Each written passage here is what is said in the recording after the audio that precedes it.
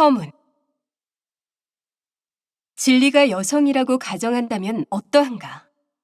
모든 철학자가 독단주의자였을 경우 그들이 여성을 제대로 이해하지 못했다는 혐의는 근거 있는 것은 아닐까? 지금까지 그들이 진리에 접근할 때 가졌던 소름 끼칠 정도의 진지함과 서툴고 주제넘은 자신감이 바로 여성의 마음을 사로잡기에는 졸렬하고 부적당했다는 혐의는 근거 있는 것이 아닐까. 여성들의 호감을 사지 못했던 것은 당연하다. 그래서 모든 종류의 독단론은 오늘날에도 울적하고 힘없는 모습으로 서 있는 것이다. 이 독단론이 여전히 있다면 말이다. 왜냐하면 이 독단론은 무너졌고 모든 독단론은 땅에 쓰러져 있으며 더욱이 빈사 상태라고 주장하며 조소하는 사람이 있기 때문이다.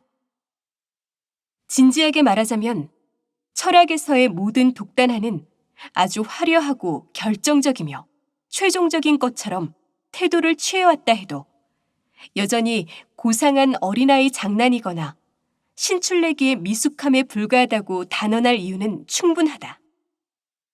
또한 지금까지 독단주의자들이 세워왔던 고상하고 절대적인 철학자들의 건축물에 초석을 놓기 위해서는 도대체 무엇이 있어야만 충분한 것이었는지 우리가 다시 이해하게 될 때가 아마 가까워진 것 같다.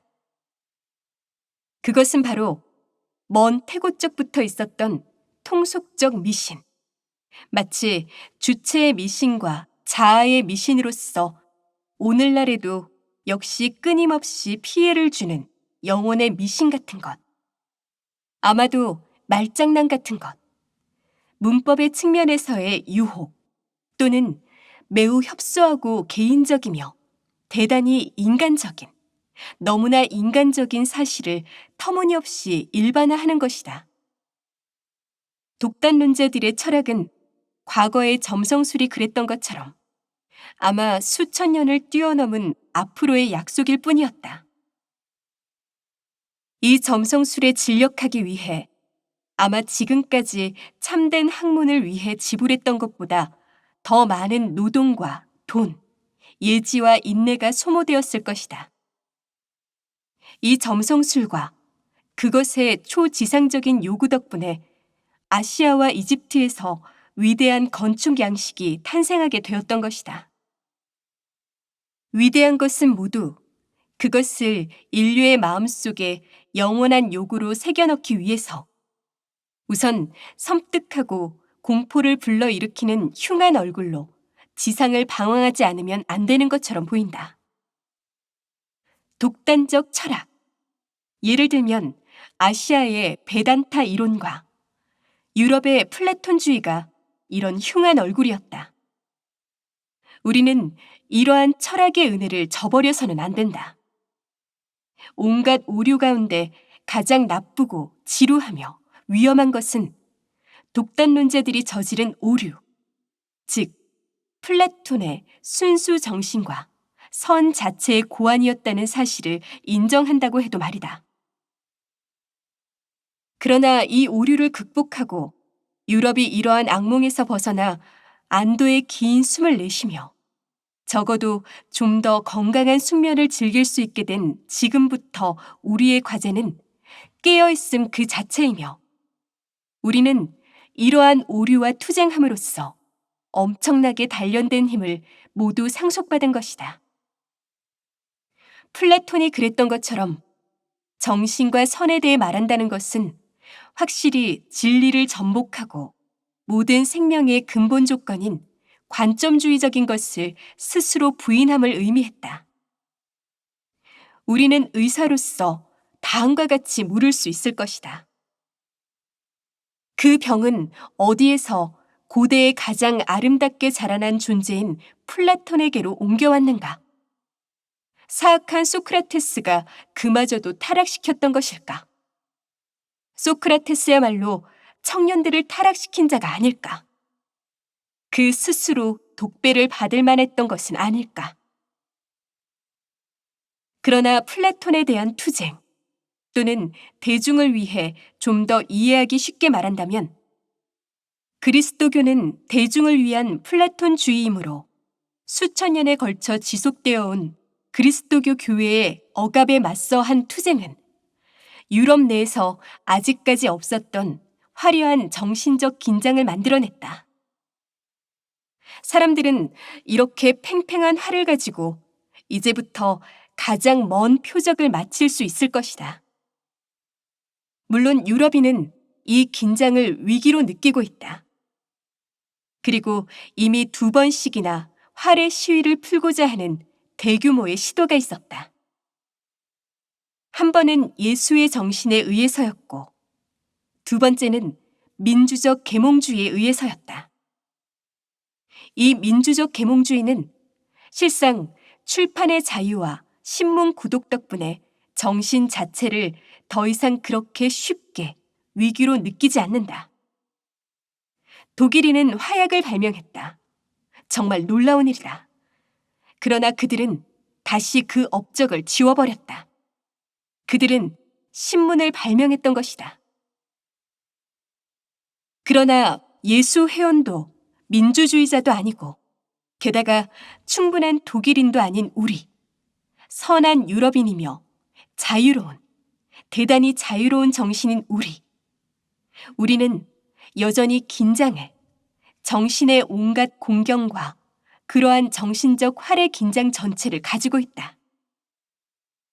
그리고 아마 화살과 과제도 가지고 있을 것이다. 누가 알겠는가?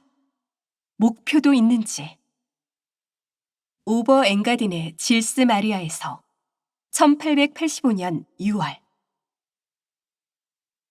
제1장 철학자들의 편견에 관하여 1. 진리의 의지.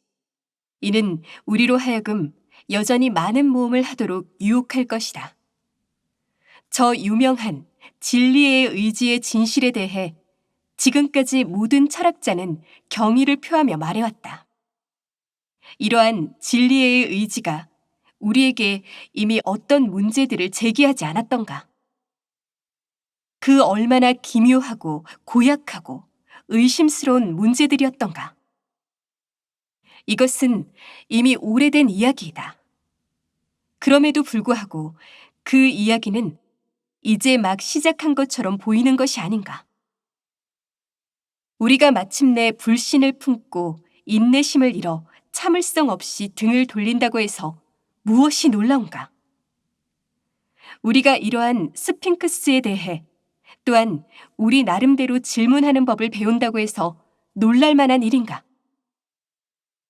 여기에서 우리에게 질문을 던지는 사람은 도대체 누구인가? 우리 안에서 무엇이 도대체 진리를 향해 의욕하고 있는 것일까? 사실 우리는 이러한 의지의 원인을 찾으려는 물음 앞에서 오랫동안 멈추어 서 있었다. 그리하여 우리는 마침내 좀 더 근원적인 물음에 직면하여 완전히 발걸음을 멈추게 되었다. 우리는 이 의지가 가지는 가치에 대해 묻게 되었다. 우리는 진리를 원한다고 가정했는데 왜 오히려 진리가 아닌 것을 원하지 않는가? 왜 불확실성을 원하지 않는가? 왜 심지어 무지를 원하지는 않는가? 진리의 가치 문제가 우리 앞에 다가왔다. 아니, 이 문제 앞에 다가선 것은 우리가 아니었던가? 우리 가운데 누가 여기에서 오이디푸스인가? 누가 스핑크스인가? 그것은 겉으로는 물음과 물음표의 미래처럼 보인다. 결국 우리는 이 문제를 아직까지 단 한 번도 제기된 적이 없고 또 우리가 처음으로 제시하고 주목했으며 감히 문제로 제기한 것으로 생각하는데 사람들은 그렇게 믿어야 할까? 그것은 여기에는 모험이 있는데 아마 이보다 더 큰 모험은 없기 때문이다.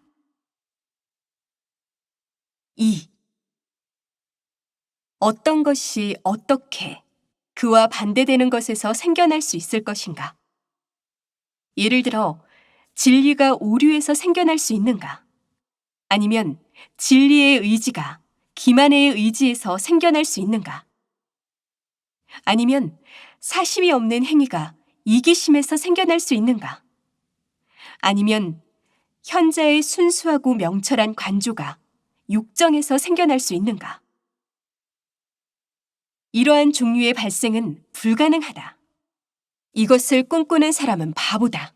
아니, 더 나쁜 사람이다.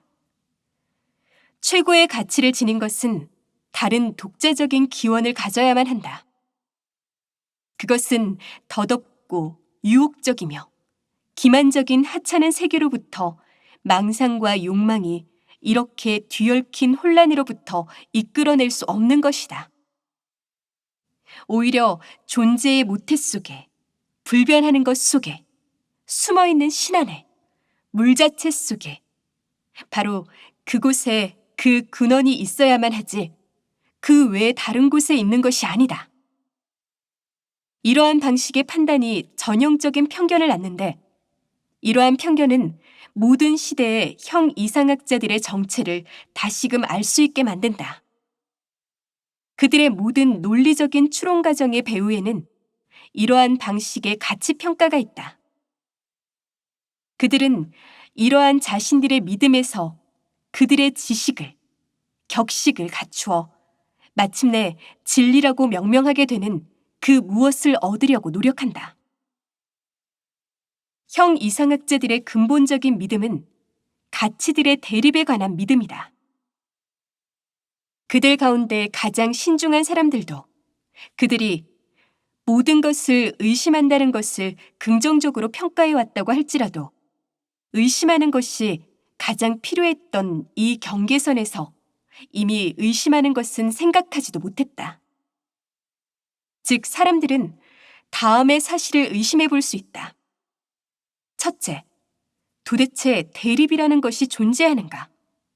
둘째, 형 이상학자들이 보증했던 저 대중적인 가치평가와 가치 대립은 아마 단지 표면적인 평가가 아닌지, 단지 일시적인 관점이 아닌지, 아마도 하나의 시각, 화가들에게 잘 알려진 표현을 빌리자면 아마도 개구리의 관점같이 아래에서 위로 본 것은 아닌지, 참된 것, 진실한 것, 무화적인 것에 귀속될 수 있는 모든 가치에도 불구하고 모든 생명을 위한 더 높고 근본적인 가치는 가상에, 기만의 의지에, 이기심에, 욕망에 있다고 생각해야만 한다는 것은 가능할 것이다. 뿐만 아니라 또한 저 훌륭하고 존중할 만한 사물의 가치를 만드는 것이 바로 겉보기에 대립되는 저 나쁜 사물과 위험할 정도로 유사하고 또 연관되어 있으며 단단히 연계되어 있고 어쩌면 본질적으로 동일한 것일 수 있다는 것도 가능할 것이다. 아마도 그럴 것이다. 그러나 이러한 위험스러운 아마도의 마음을 쓰는 의지의 주체는 누구란 말인가? 우리는 이에 대해 새로운 종류의 철학자, 지금까지의 철학자와는 무엇인가 다른 반대의 취미와 성향을 가지고 있는 그러한 철학자가 도래하기를 기다려야만 한다. 이는 어떤 의미에서 이해하자면 위험한 가정의 철학자이다. 그리고 진지하게 말해서 나는 그러한 새로운 철학자가 출현하고 있다고 생각한다. 3. 철학자들을 오랫동안 충분히 면밀하게 문제시하며 관찰해온 결과 나는 다음과 같이 말한다. 우리는 의식적인 사유의 대부분도 본능의 활동으로 간주해야만 한다. 심지어 철학적인 사유의 경우조차도 그렇게 간주해야만 한다. 유전이나 선천적인 것에 대해 다시 배워왔듯이 우리는 이 점도 다시 배워야만 한다. 출산 행위가 유전이 진행되고 속행되는 전 과정에서 문제가 되지 않듯이 의식은 어떤 하나의 중요한 의미에서 본능적인 것에 대립되는 것이 아니다. 한 철학자의 의식적인 사유 대부분은 그 자신의 본능에 의해 은밀하게 인도되고 특정한 궤도에서 움직이도록 강요된다. 모든 논리와 그 움직임의 외견상의 독단성 뒤에도 가치 평가가 있다. 더욱 명료하게 말한다면 특정한 방식의 생명을 보존하기 위한 생리학적인 요구가 있다. 예를 들어 확정된 것은 불확정적인 것보다 가치가 있고 가상은 진리보다 가치가 없다는 것이다. 그와 같은 평가들은 비록 우리에게는 아주 중요한 규제력을 가지고 있다고 해도 단지 표면적인 평가에 불과할 수 있고 스스로를 보존하기 위해 우리 같은 존재에게 필요한 일종의 어리석음일 수 있다. 즉, 인간이야말로 만물의 척도가 아니라고 가정해보면 말이다. 4. 판단의 오류는 우리에게 아직은 판단에 대한 반론은 아니다. 이렇게 말하면 우리의 새로운 말은 아마 너무 낯설게 들릴 수 있을 것이다. 문제는 그 판단이 생명을 촉진시키고 유지하며 종을 보존하고 심지어 종을 육성할지도 모른다는 것이다. 우리는 원칙적으로 다음과 같이 주장하고 싶어 한다. 즉, 선험적 종합 판단 같은 가장 잘못된 판단이 우리에게는 가장 필요 불가결한 것이며 논리적 허구의 승인 없이는 순수하게 고안된 절대자, 자기 동일자의 세계의 기준에서 현실을 측정하지 않고는 수에 의해 세계를 부단히 위조하지 않고는 인간은 살 수 없을 것이다. 잘못된 판단을 포기하는 것은 삶을 포기하는 것이며 삶을 부정하는 것이리라. 삶의 조건으로 비진리를 용인하는 것. 이것이야말로 위험한 방식으로 습관화된 가치 감정에 저항하는 것을 의미한다. 이 일을 감행하는 철학은 그것만으로도 이미 성과 악의 저편에 서 있게 된다. 5.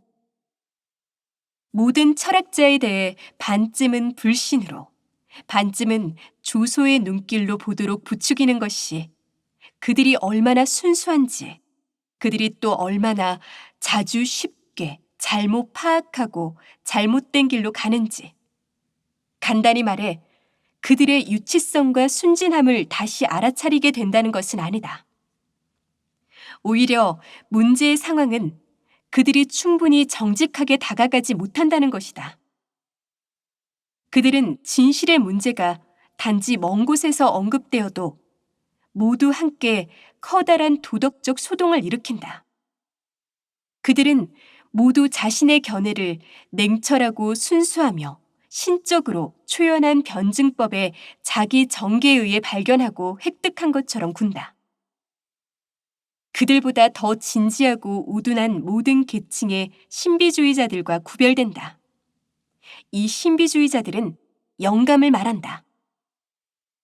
그러나 반면 근본적으로 하나의 전제된 명제, 하나의 단상, 하나의 영감, 대부분의 추상화되고 여가되어 나온 그들 마음의 소망은 대개 뒤늦게 찾은 근거에 의해 정당화된 것이다.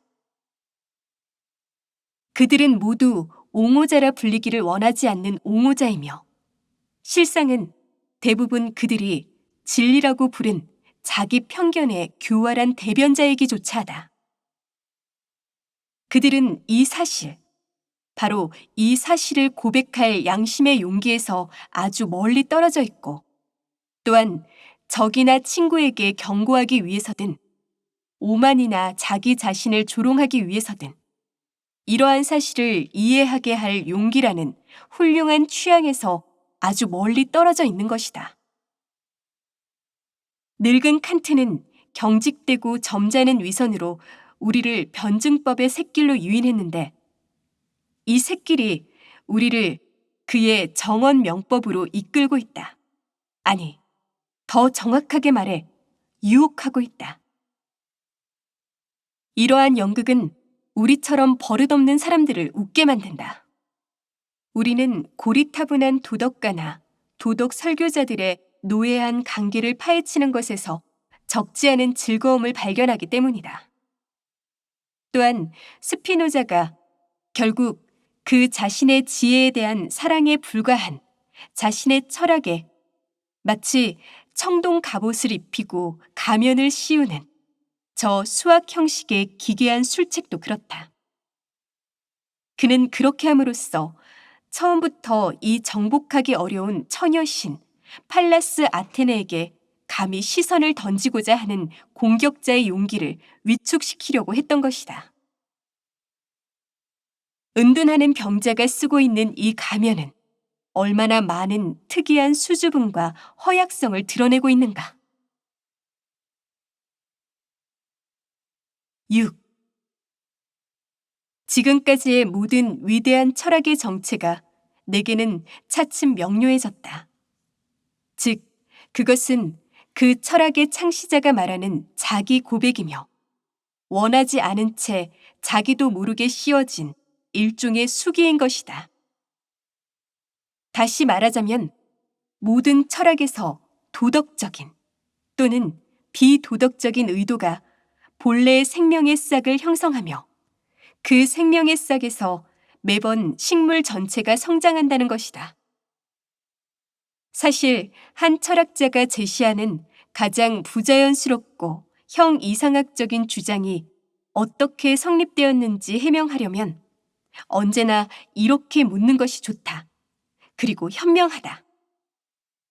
그것은 그 철학자는 어떤 도덕을 향해 나아가려고 하는가? 따라서 나는 인식 충동이 철학의 아버지라고 믿지 않으며 오히려 다른 충동이 평상시처럼 여기에서 단지 도구처럼 인식, 그리고 잘못된 인식에 종사해 왔다고 믿는다. 그러나 인간의 근본 충동이 바로 여기에서 영감을 불어넣는 천재성으로 또는 악령과 유마로 어느 정도까지 수완을 부릴 수 있었는가를 생각하는 사람은 그 충동이 모두 이미 한 번은 철학을 추동했다는 사실을 알게 되고 그 충동 가운데 하나하나의 충동은 바로 자신을 기꺼이 현 존재의 최종 목적으로 다른 모든 충동의 정당한 주인으로 드러내고자 한다는 사실을 발견하게 된다. 왜냐하면 모든 충동은 지배욕에 차 있고 또 지배자로서 철학적 사유를 하고자 하기 때문이다. 물론 학자들에게 진정으로 학문하는 인간들에게는 사정이 다를 수 있지만 원한다면 그 경우에는 사정이 좀 더 낫다고 할 수 있지만 거기에는 실제로 인식 충동 같은 어떤 것이 있을 수 있기 때문에 즉 그것은 태엽을 감아놓기만 하면 작동하는 작고 독립적인 시계장치 같은 것이기 때문에 학자의 모든 다른 충동이 본질적으로 그에 관여하지 않아도 되는 것이다. 따라서 학자의 본래의 관심은 일상적으로 다른 것, 즉 가족이나 돈벌이, 정치 같은 것에 있게 된다. 사실 그의 작은 기계장치가 학문의 이 장소 또는 저 장소에 놓여지게 되든지 전도 유망한 젊은 연구자가 자기 자신을 훌륭한 문헌학자 또는 버섯 연구가나 화학자로 만들든지 사정은 거의 마찬가지다. 그가 이러한 사람이 되든 저러한 사람이 되든 그것이 그의 특성을 나타내는 것은 아니다. 이와는 반대로 철학자에게 완전히 비개인적인 것이란 없다. 그리고 특히 그의 도덕은 그가 어떤 사람인지를, 다시 말해 그의 본성의 가장 내면적인 충동들이 어떤 위계 질서 속에 상호 정렬되어 있는지를 보여주는 분명하고 결정적인 증거를 제시한다. 7. 철학자들이란 얼마나 심술궂을 수 있는가? 나는 에피쿠로스가 플라톤과 플라톤주의에 대해 허용했던 농담보다 더 독설적인 농담을 알지 못한다. 그는 이들을 디오니시오 콜라키스라고 불렀다. 이는 원문 표현에 따라 표면적으로는 디오니소스의 아청꾼, 즉 참주의 추종자와 아청꾼을 의미한다. 그러나 다시 덧붙여 그들은 모두 배우이다. 이 점에서 전혀 순진하지 않다라고 말하려고 하는 것이기도 하다. 왜냐하면 디오니소 콜락스는 배우의 통속적인 명칭이었기 때문이다. 후자의 의미는 본래 에피쿠로스가 플라톤에게 던졌던 악의적인 말이다. 플라톤이 자신의 제자들과 더불어 친숙했던 웅대한 몸짓과 연출이 그를 불쾌하게 했던 것이다. 이러한 것에 에피쿠로스는 친숙하지 못했다. 사모스의 늙은 교사이며 아테네에 있는 자신의 정원에 은둔해 300권의 책을 썼던 그는 아마 분노와 야심에서 플라톤에 반대하는 글을 쓰지 않았을까. 이 정원의 신 에피쿠로스가 어떤 사람인지 그리스가 알아차리기까지 100년이 필요했다. 그리스 사람들은 알아차렸던가? 8. 모든 철학에는 철학자의 신념이 무대에 등장하는 시점이 있다. 또는 이를 고대 신비주의의 언어로 말하자면 다음과 같다. 아름답고 가장 강인한 당나귀가 다가왔다. 9. 그대들은 자연에 따라 살기를 원하는가? 오 그대, 고상한 스토아 철학자들이여. 이것은 말의 기만이 아닌가? 그대들은 자연이란 존재를 생각해보라. 그것은 한없이 낭비하고 한없이 냉담하며 의도와 배려가 없으며 자비와 공정함도 없고 풍요로운가 하면 동시에 황량하고 불확실하다. 그대들은 무관심 자체를 힘이라고 생각해보라. 그대들은 어떻게 이 무관심에 따라 살 수 있을 것인가? 3. 이것은 바로 이러한 자연과 다르게 존재하려는 것이 아닌가? 삶이란 평가하는 것, 선택하는 것, 부당한 것, 제한되어 있는 것, 다르게 존재하고자 함이 아닌가? 만약 자연에 따라 산다는 그대들의 명법이 근본적으로 삶에 따라 산다는 것과 같은 것을 의미한다면 어떻게 그대들은 그것을 할 수 없다는 말인가? 그대 자신이 그것이며 자신이 그렇게 될 수밖에 없는 것에서 왜 원리를 만들 필요가 있단 말인가? 사실은 사정이 완전히 다르다. 그대들은 황홀해서 자연에서 그대들의 법칙의 규준을 읽는다는 구실을 대지만 그대들은 정반대의 것을 의도하는 것이 아닌가? 그대 기묘한 배우이며 자기 기만자여. 그대들의 자부심은 자연에, 심지어는 자연에까지 그대들의 도덕, 그대들의 이상을 규정하여 동화시키고자 한다. 그대들은 자연이 스토아 철학에 따른 자연이기를 원하며 모든 존재를 오직 그대들 자신의 모습에 맞추어 존재하게 하고 싶어 한다. 이것은 스토아주의를 거대하고 영원하게 찬미하고 보편화시키는 것이다.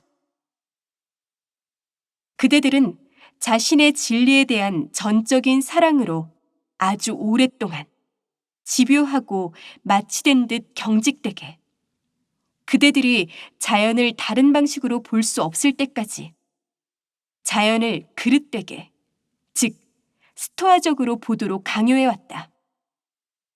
스토아주의는 자기에게 가하는 폭행이다. 그래서 어떤 깊이를 알 수 없는 오만이 마침내 그대들이 자기 자신을 제압하는 방법을 알기 때문에 자연도 폭행을 당할 수 있다는 정신병자의 희망까지도 그대들에게 불어넣은 것이다.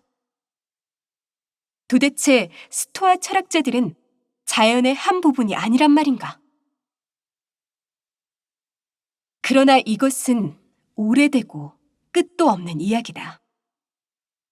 당시 스토아 철학자들에게 생겨났던 일은 오늘날에도 단 하나의 철학이 자기 자신을 믿기 시작하면 바로 생겨난다. 이 철학은 항상 자신의 모습에 따라 세계를 창조하며 달리 할 수는 없다. 철학은 이러한 폭군 같은 충동 자체이며 힘에 대한 가장 정신적인 의지이고 세계를 창조하려는 제1원인을 지향하는 가장 정신적인 의지이다. 10. 열의와 섬세함. 게다가 내가 덧붙이고 싶은 것은 교활함인데 이러한 것들이 오늘날 유럽 어디에서나 사람들로 하여금 참된 세계와 가상의 세계에 관한 문제를 논의하도록 재촉하며 생각하고 경청하게 한다. 그러나 여기 그 배후에서 오직 진리의 의지만을 들을 뿐 그 외에 더 이상 아무것도 듣지 못하는 사람은 확실히 가장 예민한 귀를 만족시키지 못한다. 실제로 이러한 진리의 의지가 무절제하고 모험적인 용기가 황량한 초소에 있는 형 이상학자의 공명심이 그에 관여할 수 있는 경우는 드물다. 이 형 이상학자의 공명심은 언제나 한술에 가득한 아름다운 가능성보다 궁극적으로 한 줌의 확실성을 선호한다. 심지어 불확실한 그 무엇을 위해서보다는 오히려 확실한 허물을 위해 죽는 편이 낫다고 생각하는 양심을 지닌 청교도적인 광신자들도 있을 수 있다. 그러나 이것은 허무주의이며 절망하여 죽을 정도로 지쳐있는 영혼의 징후이다. 이러한 덕행의 태도가 또 얼마나 용기 있게 보이겠는가. 그러나 좀 더 강건하고 생동하는 생명을 여전히 갈망하는 사상가의 경우 입장이 다르다.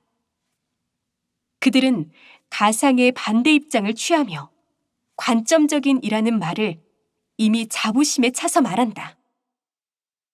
그들은 지구는 정지에 있다라고 말하는 외관에 대한 믿음과 마찬가지로 자신의 몸에 대한 믿음을 대략적으로 사소하게 평가한다.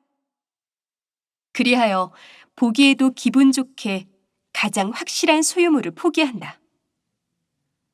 사람들이 이제 자신의 몸보다도 더욱 확실하게 믿는 것이 무엇이 있겠는가? 그들은 사람들이 이전에 더 확실하게 소유하고 있었던 어떤 것, 즉, 이전 믿음의 오래된 소유지에서 나온 그 무엇을 아마 불멸의 영혼, 낡은 신, 간단히 말해 사람들이 현대 이념의 토대보다 더 잘, 즉, 더 힘차고 명랑하게 살 수 있었던 이념들을 근본적으로 다시 탈환하려는 것이 아닌지 누가 알겠는가? 거기에는 이러한 현대 신념에 대한 불신이 있다. 어제와 오늘 세워진 모든 것에 대한 불신이 있다. 거기에는 아마 오늘날 이른바 실증주의가 실로 다양한 기원을 지닌 개념들의 잡동사니 같은 모습으로 시장에 나오는 것을 더 이상 참지 못하는 가벼운 혐오와 조소가 뒤섞여 있을 수도 있으며 이러한 현실을 중시하는 사이비 철학자들의 큰 장터 같은 잡다함과 자질구레함에 대해 사치스러운 취미가 주는 구토가 섞여 있을지 모른다. 이 점에서 오늘날 회의적인 반현실주의자와 인식의 현미경주의자들에게 정당성을 부여해야 한다고 나는 생각한다. 그들을 현대적인 현실에서 벗어나도록 몰아대는 그들의 본능은 부정될 수 없는 것이다. 그들의 역행하는 사익길이 우리와 무슨 상관이 있겠는가? 그들에게 중요한 것은 자신들이 회귀하려는 것이 아니라 사라지려 한다는 것이다. 조금 더 힘, 비상, 용기, 예술적 재능 같은 것이 있다면 그들은 넘어가기를 원한다. 되돌아오기를 원하지 않는다. 146. 괴물과 싸우는 사람은 자신이 이 과정에서 괴물이 되지 않도록 조심해야 한다. 만일 네가 오랫동안 시면을 들여다보고 있으면 시면도 네 안으로 들어가 너를 들여다본다. 147. 옛날 플로렌스 소설에서 그 외에도 인생에서 나오는 것. 좋은 여자도 나쁜 여자도 채찍을 원한다. 사케티 제86화. 148. 이웃 사람들이 좋은 생각을 하게 유도하고 그 뒤에서 이러한 이웃 사람의 생각을 독실하게 믿는 것. 누가 이 기교를 여성들보다 훌륭하게 해낼 수 있겠는가? 149. 한 시대가 나쁘다고 느끼는 것은 보통 전에는 좋다고 느꼈던 것의 반시대적인 여운이다. 낡은 이상의 격세 유전. 150. 영웅을 둘러싼 모든 것은 비극이 되며 반신을 둘러싼 모든 것은 익살극이 된다. 신을 둘러싸고 모든 것은 어떻게 될까? 아마도 세계가 되는 것일까? 151. 재능을 가지고 있는 것으로는 충분치 않다.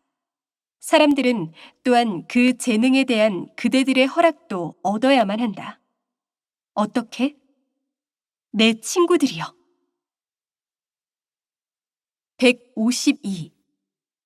인식의 나무가 있는 곳에는 항상 낙원이 있다.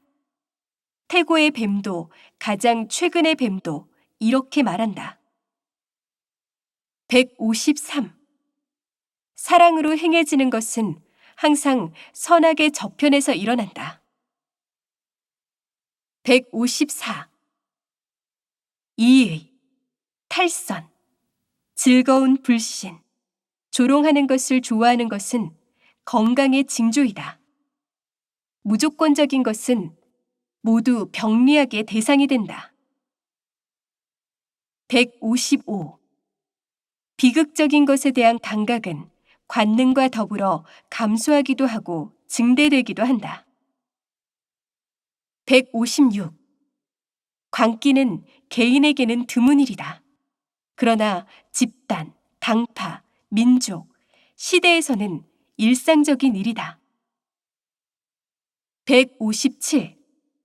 자살을 생각하는 것은 위로의 강력한 수단이다. 이러한 생각으로 사람들은 수많은 괴로운 밤을 잘 넘긴다. 158.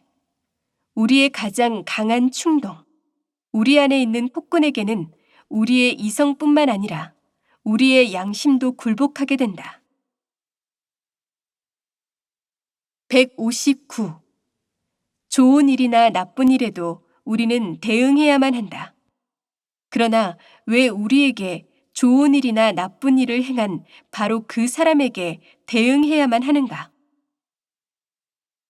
160. 사람들은 자신의 인식을 다른 사람에게 알리게 되면 곧 그것을 더 이상 사랑하지 않게 된다. 161. 시인은 자신의 체험에 대해 부끄러움을 모른다. 그들은 그것을 악용한다. 162. 우리와 가장 가까운 사람은 우리의 이웃이 아니라 그 이웃의 이웃이다. 모든 대중은 그렇게 생각한다. 163.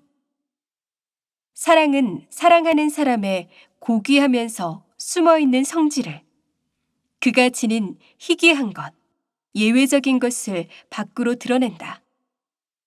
이런 점에서 사랑은 그가 일반적으로 지니고 있는 것에 대해 쉽게 잘못 생각하게 한다. 164. 예수는 자신을 따르는 유대인에게 말했다.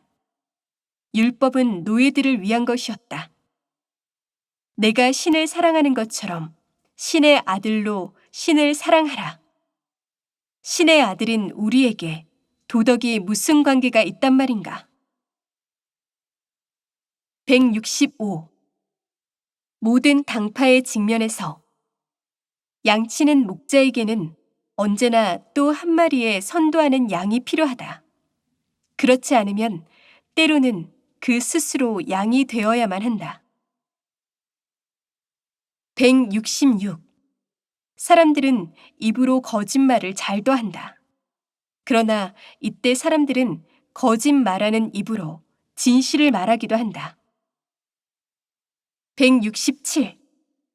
엄격한 인간들에게 깊은 애정이란 수치스러운 일이며 또한 귀중한 무엇이다.